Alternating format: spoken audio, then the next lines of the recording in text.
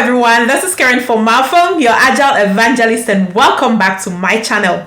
In today's video, I'm going to be showing you some of the must-know Jira functionalities from a Scrum Master perspective. I'm going to also be doing a live demonstration where to find these features and how to use them so that you can better help your team succeed.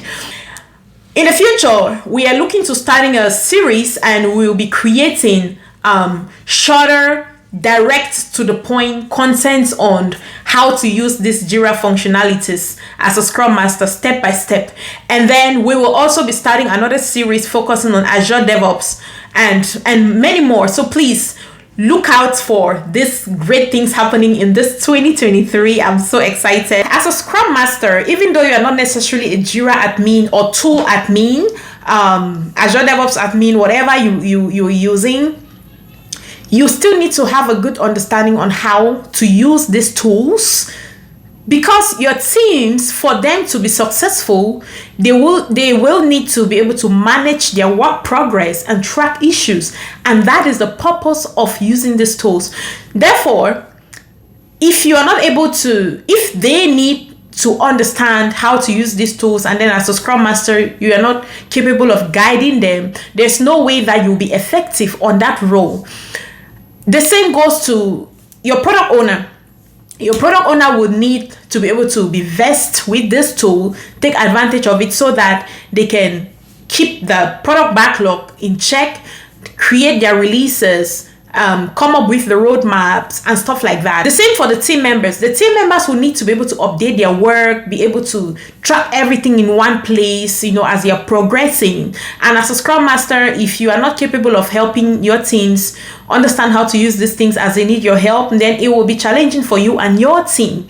And at the same time, you cannot give what you don't have. So that is why this video is important. It is important that you learn how to maneuver yourself in this tool so that you can better support your team. Now, for middle management, especially leadership, they're always very interested in the reports, the metrics.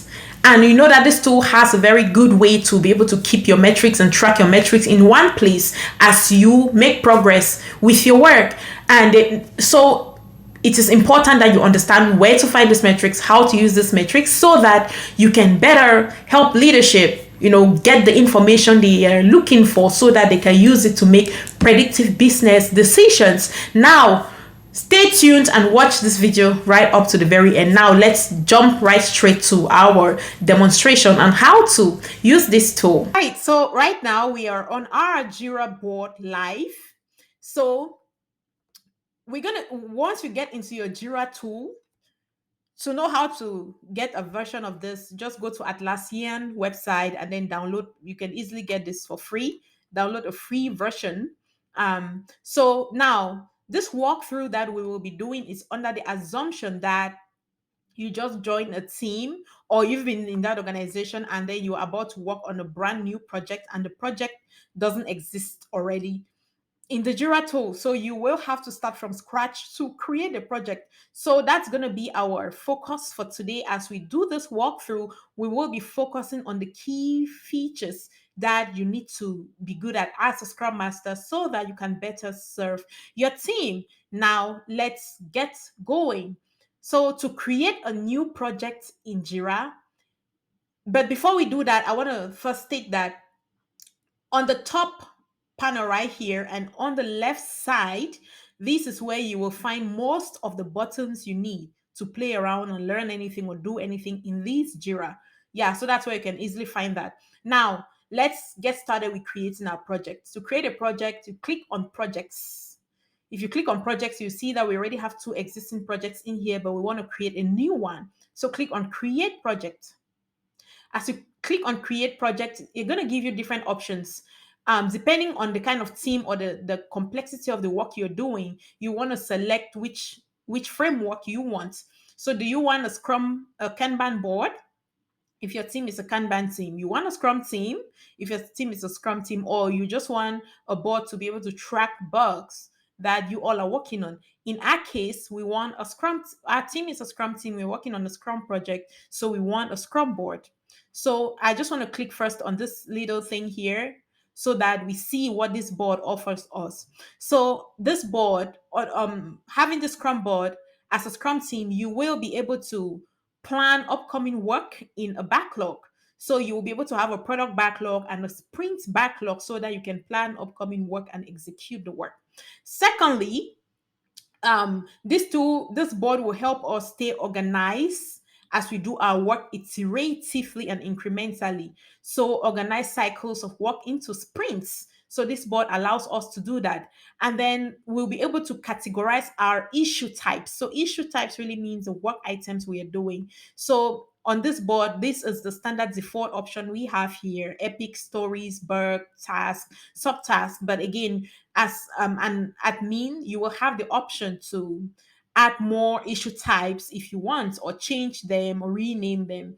And then the workflow, it's simple, just to do, in progress, done. Again, you have the option to add more workflow, more columns on your workflow as needed. In my experience, I've seen teams would add things like review column. They'll add different things based on their needs. All right. And last but not the least, it helps us to be able to understand our velocity as a team. So you also want to be able to understand your velocity, visualize your velocity, so that you can use that information to be able to predict how much you're capable of accomplishing as a team. And leadership may also need that information to make predictive business decisions. So this is what the Scrum board offers us in general. So it's asking us if we want to use this template. Yes, I want to use this template. So select the template. And as we select the template, we have two options here to select from. Do I need a Scrum board that will be managed by the team, or the one that will be managed by the company? I want a board that will be managed by the team. So I'm going to select this option here. Let me pull this little thing here. I'm going to select this option, select a team managed project. So here we're just going to give a name to the project, and the name to our project is Scrum Master Training Jira Demo. That's the purpose of this. I'm demoing it to you. And then it is giving us a code here. You can change the code, the key, or call it code of this project name if you want. So I'm just going to call this Jira Demo. I'm just going to call it Demo. Yes, I'm just going to call it Demo. So that's it. And then click Next. So right now it's thinking.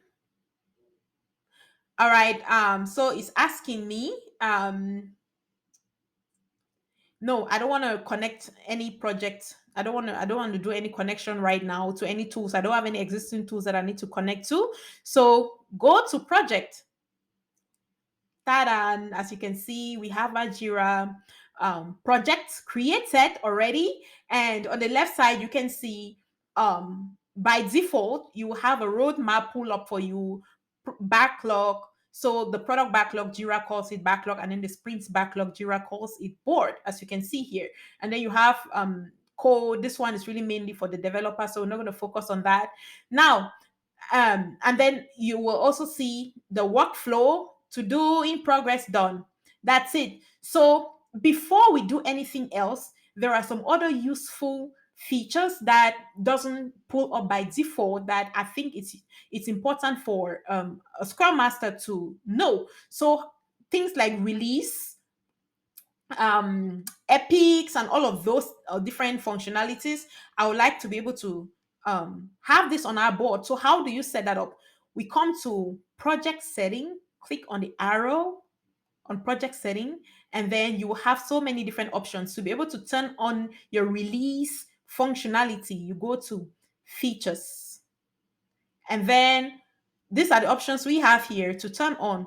I want to be able to see my report on a board, and then I want to be able to, so I'm just going to turn all of them on because I think I will need them. Releases, yes, because we have to be doing release plannings and stuff. So I'm just going to turn them all on.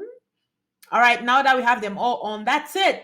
Now let's go back to our project. As you can see, we have all our options. We've turned on all those buttons, and you can see we have release now here. We have deployment, on call, and let's get started. So as a Scrum team, starting on a new project, this is the approach I need you to have in mind so that you stay organized, structured, and effective as you take advantage of this tool. Normally, when starting a new project, the very first thing you want to have in mind is, okay, what is the user journey? Teams will take advantage of, led by the product owner, they will take advantage of the story mapping exercise and carve out their user journey to understand from a user perspective. And then they will use that information to create their releases. And then through those releases, they will establish a roadmap. Or first, they will establish a roadmap and then they come up with how they want to release the product. So see that roadmap as an output from the story mapping session. And then from that, they will also establish a release plan from that roadmap through the epics that they've been able to create on the story mapping exercise. So that's a topic on its own. So now let's get started. I just want us to click on our roadmap here. As you can see, there's really nothing on the roadmap. You see, there's really nothing there. So we want to create our epics. That's what we want to do. So how to create epics? There are different ways to create epics. You can create epics from the roadmap view. You can also create epics from your backlog view. Here you see there is nothing in the backlog because we don't have anything in it yet. We don't have any work item. If you click on the sprint backlog as well, there is nothing on it because we don't have any work item in there yet.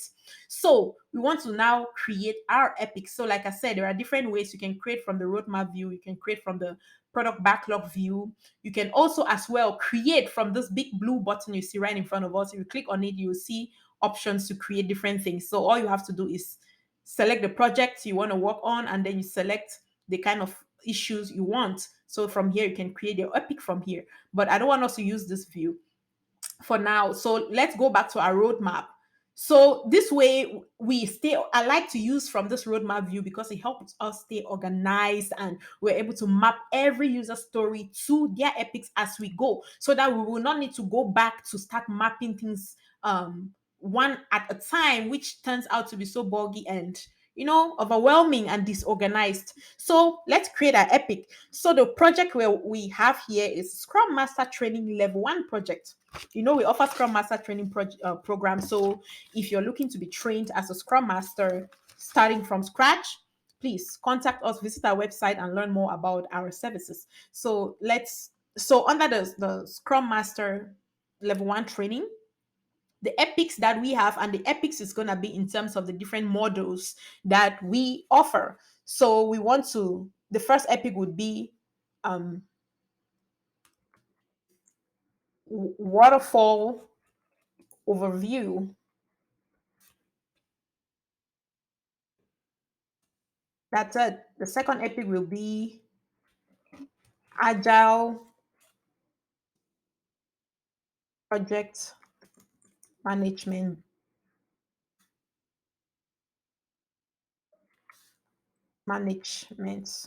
background.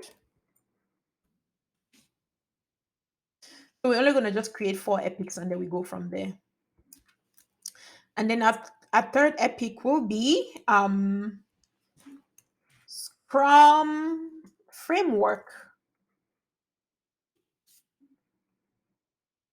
Okay, so we will leave it at that level. We have so many different modules, but for the sake of this walkthrough, we're going to leave it at 4. Yeah, so as you can see now, we have our different epics. So now to create user stories that are already directly mapped to these different epics. So these different epics are just a bigger, larger pieces or chunks of work that we have to do. So as a Scrum team, to better make sure that we are delivering quality, to our teams, we believe that the smaller the better. So we want to split these bigger pieces of work called epic into a more granular pieces, and we're going to call them user stories. Well, but before we do that, I would like us to first conduct our release plan here. So we want to first forecast when we think we'll be releasing these different epics. So the way we do it, first we would want to have a conversation as a team and then take that information from the team and then use it to establish our release plan. So how to do that is just click on the epic.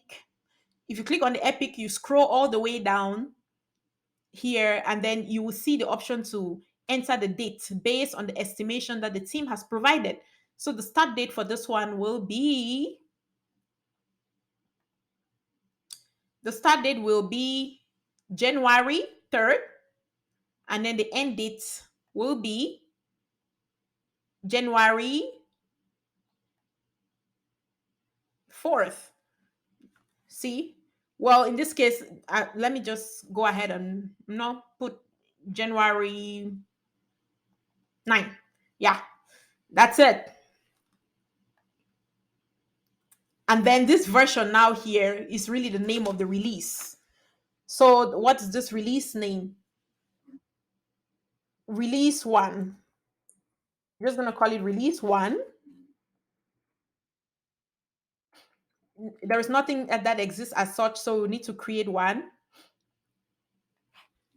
Release 1.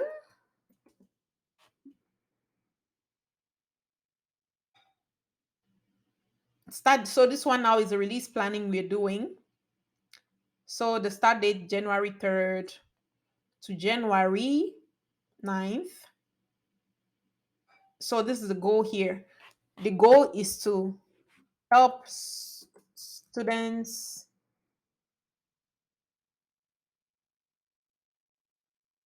provide students with an overview of waterfall to help set the baseline of the purpose of Agile. Okay. All right. So that's our description there. Okay. All right. Now, as you can see right here, it has mapped the roadmap for us. This is the roadmap right here. And right here also, you can see the dates when we hope to start this work and when we hope to complete based on the estimation that has been given to us by the team. So that's how we do this. So let's plan the second epic, Agile Project Management background. So we hope to start this on the 9th, on the 10th, sorry, all the way to the 16th. And we also want to map this to, yeah. So we also want to map this to a release. So which release is this? This is going to be our second release. Release 2. We don't have release 2 existing right now, so we have to create one. This is going to be our second release, and we plan to release this on start date, and the release date will be 16. All right, you already have the understanding of the goal here, so I'm not going to add anything. So I'm just going to save that. So as you can see, as we put this date in here, it's automatically setting up a nice clean plan for us. So right here, just hovering over this, you can see the start and the anticipated start and end date of this epic. And so let's do the third one. Let's plan a third epic here. So if you click on it, it will pull up this for you. And then you just fill it out. Select the date here. This third one starts on the 17th all the way to it's estimated to be due on the 23rd. And that's it. And then I also want to map it to the release. So to map this to our release,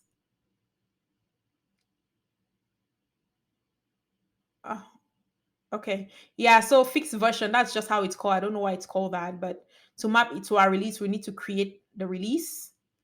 But if we've already used that in the past, Jira will save it for us. So we just have to select it. So this is going to be our release 3. All right. So this is anticipated to start on the 17th, and then the release date is going to be on the 23rd. See? That's it. So once you have all of these work items planned, and then you can now go ahead to start creating child issues. So you see this option here. So on the waterfall overview, which is our first epic, let's now create the work items or the smaller chunks of work under this epic. So there are different ways to create different user stories. Again, just like epic, but I want us to do it directly from this backlog. So we are staying organized and structured.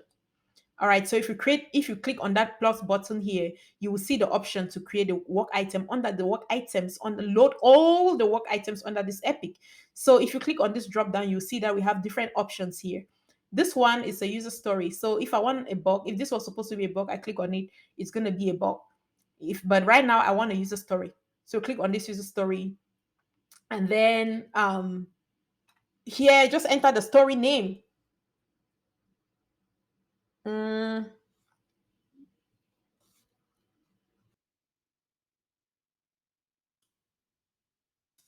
and then let's create another user story for this. Challenges of waterfall PM. When to use waterfall PM. Project management, that's the meaning of PM right there. So as you can see, we've created all our user stories.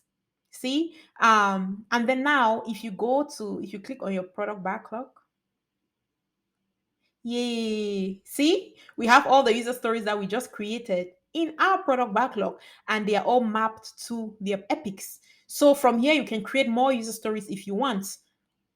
So yeah, so in this case, I just want a bug, not a user story. So let me click on that and create. I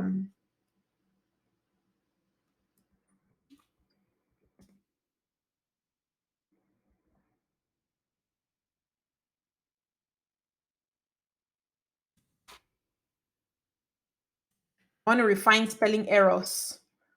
That's one bug, So and then, but here you see the issue is you will have to now select the epic right from here, and it's you can easily forget to do that if you're doing it from this place, but it's all fine as long as you remember how to do it. All right, this is the epic we want. Yeah, so that's pretty much it. That's how you create user stories. So you can create your user stories from the backlog view. You can create your user stories from this big blue button right here, cancel, or you can create your user stories from the sprint backlog view as well. You see, so right now there is nothing in our sprint backlog because we don't have anything in the sprint backlog. We've not planned the sprint yet. All right, let's go back to our product backlog view. On our product backlog view, um, right now we want to plan our sprints. So assuming that the user stories are refined and you know edited, everything, that all the information following the invest criteria meeting our definition of ready is available in here. So how do you plan your sprints? All you have to do once you're done refining the story, let's assume that this is our first story one, you just drag it and drop it in your sprints. That's sprint one right there. You drag and drop in that sprint. And then you're done refining the second story, you drag and drop items. Assuming that you've refined all of those items and you want to pull them into your sprints, just hold down your control button, and then you can now click multiple ones and drag all of them at once, and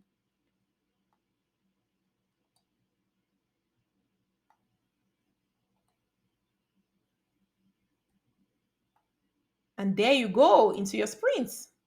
You see, they've all been moved into the sprints backlog. So that's it. Then once we already have all the items that we need to work on the sprints, click on the start sprint button. But before we start the sprints, we will want to establish the sprint cadence here. So to establish the sprint cadence, click on the add dates here. Click on the add dates, and then you should be able to establish your sprint cadence. So that this is the sprint name, demo sprint one. It has automatically suggested a name to us if it's fine by me. Then the sprint duration here is a 2-week sprint cadence that we go by. This sprint starts on the 3rd of January, and it's going to end. See, it has automatically given us the end date, you see, because we've assumed that we have selected a 2-week sprint cadence. So here is where we enter the sprint goal. So the sprint goal here is to, you know, This is not actually not a good goal, but for the sake of time, I'm just going to put complete